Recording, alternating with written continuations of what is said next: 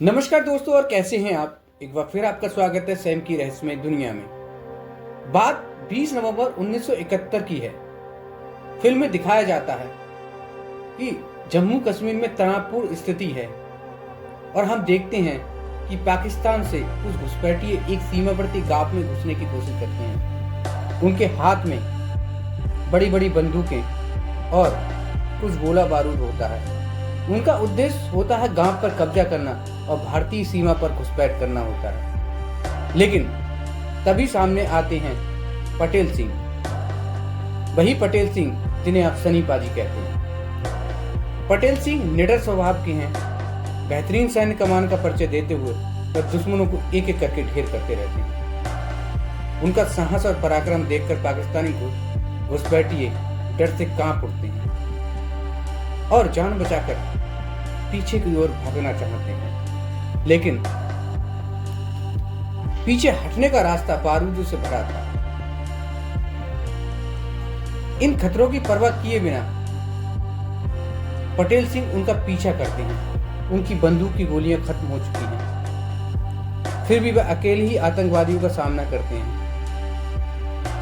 इस तरह कई गोलीबारी होती है, वहां कई आतंकवादी मारे जाते हैं और उनके कमांडर को पकड़ने में सफलता मिलती है।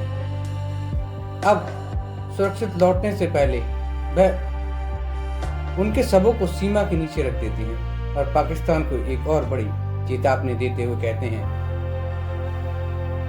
अगर देश की तरफ बुरी नजर से देखने की हिम्मत की तो देखने के लिए आंखें नहीं बचेंगी। इसके उद्देश्य बदलता है और अब हम रावलपिंडी में स्थिति कुछ सैन्य मुख्यालय में पहुंचते हैं। दूसरे दृश्य में हमें दिखाया जाता है कि रावलपिंडी जो पाकिस्तान में स्थित है, उसके मुख्यालय में यहां भारत को घुटने पर लाने के लिए ऑपरेशन संगीत की योजना बनाई जा रही होती है। इस योजना में थल सेना, वायुसेना और नौसेना तीनों शामिल होती हैं। इनका उद्देश्य होता है कि भारत से दबाव बनाकर भारत को दो हिस्सों में बांटना। कहानी फिर लौटती है और हम पहुंचते हैं पठानकोट, जहां मेजर होशियार सिंह अपनी यूनिट की कमान संभाल रहे होते हैं। हम उन्हें पानी लाने के लिए सीमा क्षेत्र के पास जाते हुए देखते हैं। जो भी भारतीय क्षेत्र के भीतर होता है वह पाकिस्तान के सैनिकों को पानी भरते हुए देखते हैं। मेजर होशियार सिंह स्थिति को संभालने के लिए आगे बढ़ते हैं। यह स्पष्ट करते हैं कि अभी युद्ध शुरू नहीं हुआ है, लेकिन सैन्य प्रोटोकॉल के अनुसार पाकिस्तानी सैनिकों को एक मेजर रैंक के अधिकारी को सलाम करना चाहिए। वह उन्हें बताते हैं कि उनकी पोस्ट केवल 3 मिनट की दूरी पर है, जबकि भारतीय टुकड़ी सिर्फ 1 मिनट की दूरी पर है। वह चेतावनी देते हैं, अगर गोली चलाकर भागने की कोशिश की तो भारतीय सेना उन्हें पहुंचने लायक भी नहीं छोड़ेगी। डर के मारे पाकिस्तानी सैनिक सलाम करते हैं, पानी भरते हैं और तुरंत वहां से चले जाते हैं। यह साफ हो जाता है कि सीमा पर तनाव अपने चरम पर है और पाकिस्तानी किसी भी समय हमला कर सकते हैं। इसके बाद हमें दिखाया जाता है फिल्म भारतीय वायुसेना नौसेना की ओर बढ़ती है। अब अरब सागर में हम नौसेना अधिकारी को देखते हैं, जहां जोसेफ अपनी एकाएक कमान संभालते हुए होते हैं। उनका रडार सिस्टम खतरे के संकेत देखने लगता है। चारों युद्ध की आशंका साफ महसूस की जा सकती है। उधर फिर होशियार सिंह पूरी यूनिट में लौटता है और रात के सैनिक आपस में मजाक करते दिखाई देते हैं, जो हर यूनिट में आम बात होती है। यह देखकर होशियार सिंह को अपनी पुरानी दोस्तों की याद आती है। वह तस्वीर निकालते हैं और फ्लैशबैक में 1961 में पहुंच जाते हैं। ये 3 होशियार सिंह थल सेना, सुक्खू सिंह वायुसेना, जोसेफ नौसेना नेशनल डिफेंस सिस्टम के साथ प्रशिक्षण ले रहे हैं। अब हमें दिखाया जाता है फ्लैशबैक में कि नेशनल डिफेंस एकेडमी में प्रशिक्षण ले रहे होते हैं। अकादमी में थल सेना, नौसेना और वायुसेना के कैडेट एक साथ प्रशिक्षण लेते हैं।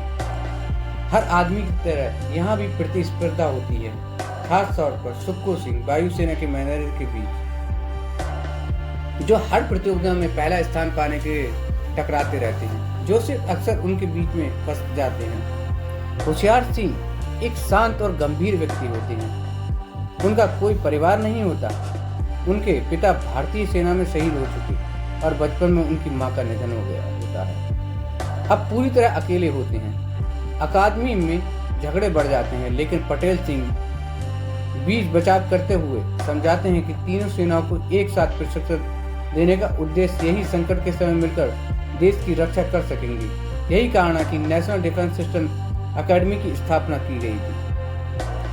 अनुशासन की कमी के कारण तीनों को कई बार सजा भी मिलती है। इस बीच पटेल सिंह के परिवार को दिखाते हैं। उनका बेटा अंगन सिंह सेना में शामिल होना चाहता है। शुरुआत में पटेल सिंह मना करते हैं, लेकिन बाद में जज्बे को देखकर अनुमति दे देते हैं। अंगद अपने पिता की बहादुरी की कहानियां सुनकर बड़ा हुआ होता है और उनके नक्शा कदम पर चलना चाहता है। प्रशिक्षण के दौरान सभी को घर फोन करने और पत्र प्राप्त करने की अनुमति होती है, लेकिन होशियार सिंह को कोई पत्र नहीं मिलता। एक दिन कमजोरी मेजर इसका कारण पूछता है। जोसेफ उसकी पूरी कहानी इस प्रकार बताता है। अब हमें दिखाया जाता है, एक सुबह होशियार सिंह के बिस्तर पर एक राखी रखी होती है। यह राखी सुक्खू सिंह की बहन की होती। होशियार सिंह से कहता है, आज से तुम्हारा भी परिवार है। मेरी बहन तुम्हारी बहन है और मेरी माँ तुम्हारी माँ है। यह सुनकर तीनों भावुक हो जाते हैं और जल्दी दोस्त बन जाते हैं। वो चर्चा करते हैं कि एक सैनिक के लिए सबसे जरूरी गुण क्या है। कोई हथियारों की बात करता है, कोई आत्मविश्वास की बात करता है, लेकिन पटेल सिंह कहते हैं सबसे ज्यादा जरूरत एक सच्चे दोस्त की होती है, युद्ध के मैदान में भी, और आपका भाई होता है, वही आपका भाई होता है। इसके बाद एक पत्र आता है जो सबको चौंका देता है। पता चलता है कि होशियार सिंह की शादी 7 साल की उम्र में हो चुकी थी। वह छुट्टी लेकर पहली बार अपनी पत्नी से मिलने जाते हैं और पहली नजर में उससे प्रेम कर बैठते हैं। पत्नी उनके माता पिता की तस्वीर मांगती है। होशियार सिंह बताते हैं कि उनके पिता युद्ध से लौटे ही नहीं और माँ कभी अकेली तस्वीर नहीं खिंचवाई। उनके पास सिर्फ पिता की वर्दी होती है और पत्नी उस वर्दी को सम्मान देती है, जिससे होशियार सिंह भावुक हो जाते हैं। इस दौरान युद्ध की घोषणा हो जाती है। सभी छुट्टियां रद्द हो जाती हैं। गांव खाली होने लगते हैं। लोग घर को छोड़कर जाने लगते हैं। पीछे चलता हुआ दिया छोड़ देते हैं, उस उम्मीद में कि मैं एक दिन लौटेंगे। अगले दृश्य में हमें दिखाया जाता है कि गांव खाली होने लगते हैं। लोग अपने घरों को छोड़ जाते हैं, पीछे जलता हुआ दिया छोड़ देते हैं, इस उम्मीद में एक दिन लौटेंगे। पाकिस्तानी सेना इस इलाके पर कब्जा कर लेती है। फतेह सिंह को क्षेत्र वापस दिलाने का आदेश मिलता है। रणनीति बनाई जाती है। पहले रेडियो संचार तोड़ा जाएगा, फिर बारूदी सुरंगें बिछाई जाएंगी।